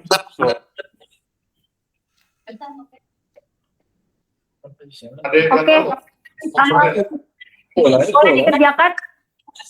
Ketemu di 18.15 ya waktu Indonesia Barat. Berarti 19.15 ya teman-teman.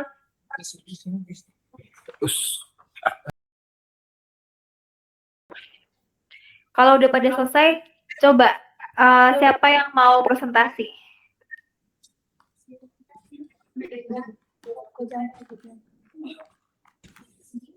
Itu saya Ya, dengan siapa? Perkenalkan, nama saya Meriani Urihana. Yang tadi panggilannya? Yani. Yani, oke. Maaf ya Kak Sharon masih belum hafal. Masih adaptasi. Oke, Yani tadi KitKat ya? Ya, KitKat. Oke, coba boleh dipresentasiin. Nama brand KitKat, jenis brand yaitu makanan, usia target pembeli umum. Logo KitKat. Warna dalam logo brand tersebut yaitu 3, merah, putih, hitam.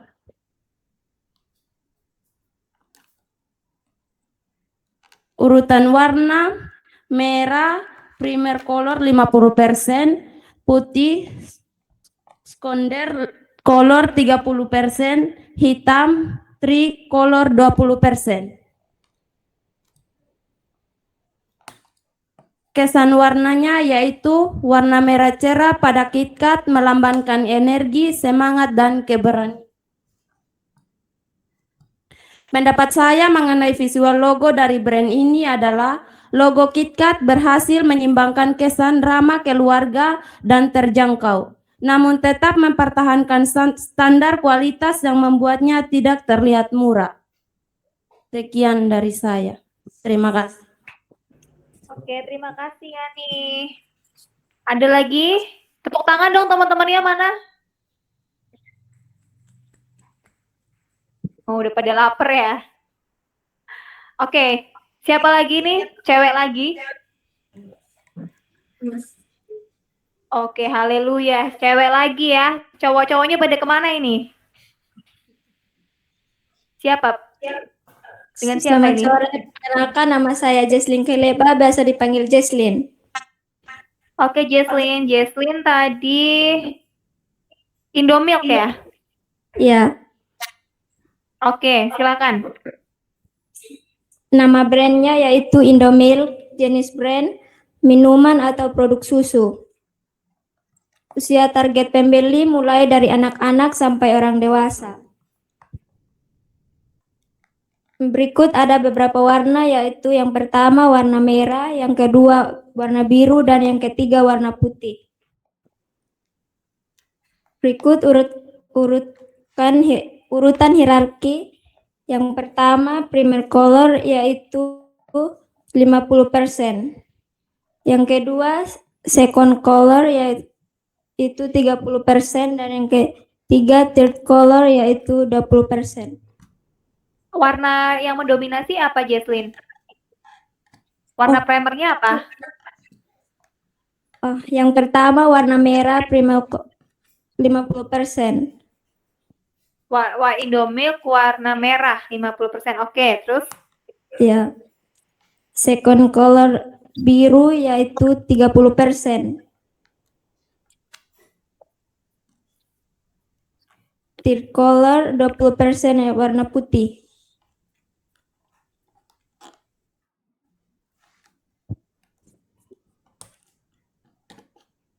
Kesan warnanya yaitu ceria, modern, dan ramah keluarga. Pendapat saya mengenai visual logo dari brand ini adalah logo Indomilk ini terlihat sederhana dan mudah dikenali. Warna merah dan biru memberi kesan segar, bersih, dan cocok untuk keluarga serta anak-anak. Logo ini juga terlihat modern dan menarik. Selain itu juga tampilannya terlihat profesional sehingga membuat produk lebih dipercaya oleh konsumen. Terima kasih. Terima kasih. Oke, Jesslyn, aku ada komentar sedikit terkait primary color-nya. Ini setelah aku lihat logonya Indomilk, itu yang mendominasi warna biru. Boleh koreksi sebelum dikumpulin. Kalau warna merah itu hanya untuk aksen. Ya. Persepsinya kalau warna biru kan sama kayak aku. Karena dia kan susu kental manis, ada susu krim ada ya. Jadi kayak kalau birunya itu filosofinya yang sesuai sama produknya.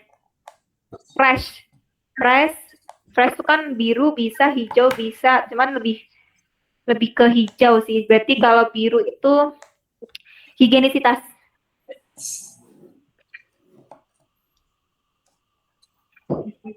Oke. Yani 10 poin, Jesslyn 10 poin. Karena hari pertama aku mau bagi-bagi dulu. Ayo, satu lagi, tapi cowok. Ya, itu yang baju hitam tadi. Kok nggak kelihatan ya kameranya yang siapa dulu tadi? Siapa dulu? Oke, terima kasih. Perkenalkan, nama saya Mikael. Ya, Mikael. Oke. Apa tadi? Pocari nama Sweat? brand, ya, nama brand itu Pocari Sweat. Terus jenis brand ini minuman dan usia target pembeli umum, dan pada warna ada dua yaitu biru dan putih, dan urutan hierarkinya itu primer ada biru 50% dan yang kedua itu putih 30%. dan kesan warnanya itu modern. Pendapat saya mengenai visual logo dari brand ini premium karena kombinasi warna biru yang minimalis memberikan kesan berkualitas tinggi, bersih, sehingga terlihat lebih unggul atau mahal dibandingkan minuman lain. Terima kasih. Oke, terima kasih Mikael. Tepuk tangannya mana? Coba aku kasih tambahan 5 poin. Tadi yang pilih brand-brand high brand ini kayak Gucci, Hermes, Nike, Adidas ini aku pengen dengar dari salah satu dari mereka. Ayo, siapa? Satu aja, tapi 5 poin. Ya. Perkenalkan, nama saya Ian. Saya mengambil brand Adidas. Dengan jenis brand yaitu lebih ke bagian olahraga, fashion olahraga. Terus usia target pembelian itu umum. Terus ini logonya itu logo bergaris 3 dan juga warna yang terdapat pada logo ada 2 yaitu hitam putih. Terus warna yang dominan yaitu warna hitam 50% dan warna putih 40%. Dan juga kesan warna yang ada pada Adidas adalah kesan warna yang modern dan elegan.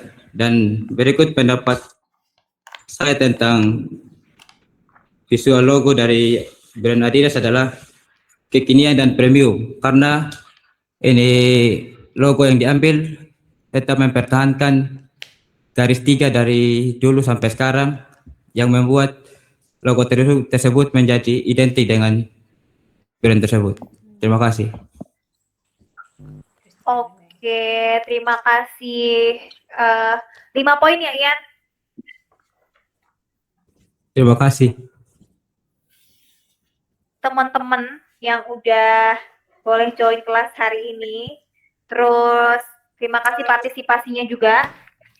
Udah boleh ngisi formnya. Kita boleh kenal brand-brand banyak ya, dari Sidu, Milo, Light, Oreo, Gucci, Pocari Sweat, Nike, Adidas, Hermes, Denko, Indomie, KitKat, Wardah, Silver Queen, Skintific, Indomilk, Kapal Api. Banyak ya. Banyak belajar kita hari ini. Thank you teman-teman semua. Kayaknya kita udah di penghujung kelas ya. Ntar aku share lagi.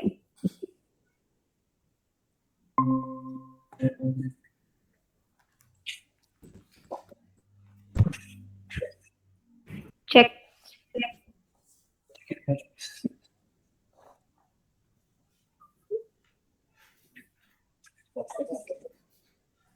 Oke. Kita udah di penghujung sesi kelas ya. Kita udah ngerjain project of the day. Kurang lebihnya nanti yang akan lalui teman-teman atau yang dikerjakan ke kelas seperti ini ya situasinya ya. Seru nggak? Apa bikin pusing? Seru. Beneran seru nggak tuh? Menarik, seru. Oke. Beneran ya. Berarti besok kita lanjut lagi ya. Ya. Gas. Nah, oke gas. Siap. Nah, besok di hari Sabtu 9 Mei kita akan belajar lebih detail lagi. Posisi titik garis bidang. Nah, ini udah ada visual PPT-nya. Kurang lebih kita akan belajar mengenali titik garis bidang. Oke. Nah, pelajaran-pelajaran yang tadi, tuh kan, sama yang cari tahu golden triangle itu, jangan lupa sambil searching santai aja, supaya besok nggak blank-blank amat. Jadi ada bahan yang bisa ditanyain buat collect point. Oke. Dari saya itu partisipasinya. Terima kasih Pak Ivan, terima kasih rekannya Pak Ivan, Pak Yanuar ya. Apa aku agak lupa Pak Yanuar ya. Terima kasih untuk hari ini. Saya kembalikan ke Bu Margaret. Baik, terima kasih Kak Sharon. Ayo kita kasih tepuk tangan dong buat Kak Sharon. Terima kasih Kak. Oke, terima kasih ya adik-adik sudah bertahan walaupun agak sedikit lewat waktunya. Saya percaya ini sangat bermanfaat ya, membuka pikiran kita semua mengenai desain grafis. Kalau begitu dengan ini saya tutup ya, dan jangan lupa nanti dikumpulin yang tugasnya itu ya, akan dibantu sama Kak Ivan dan Kak Januar untuk difotoin. Oke, kalau gitu kita tutup ya sesi hari ini. Terima kasih semuanya, selamat malam. Shalom. Shalom. Shalom.